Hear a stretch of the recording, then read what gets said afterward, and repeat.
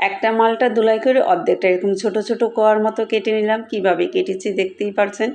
বিরিয়ানির পানিটা যখন ফুটে আসলো এর উপরে ছড়িয়ে ছিটিয়ে কেটে রাখা মালটাগুলো দিয়ে দিলাম। কিছুক্ষণ ডেকে রাখবো। অবশ্য মালটাগুলো আরেকটু আগে দেওয়া দরকার ছিল, আমার দিতে একটু দেরি হয়ে গেল। এর উপরে পেঁয়াজের বেরেস্তাগুলো দিয়ে দিচ্ছি। 1 চিমটি চিনিও দিয়ে দিব। মালটার পরিমাণটা কিন্তু একটু বেশি হলেও সমস্যা নেই।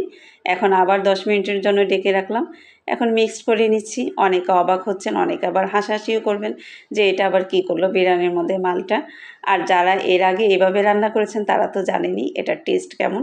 সাথে যদি এরকম সালাদ মাখা হয় তাহলে তার কোনো কথাই নেই।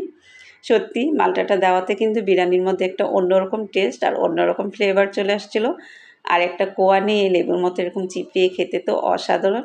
যারা এখনও এটা রান্না করেননি এভাবে, অবশ্যই বাসায় একবার রান্না করে দেখবেন। আমার মনে হয় কেউ নিরাশ হবেন না।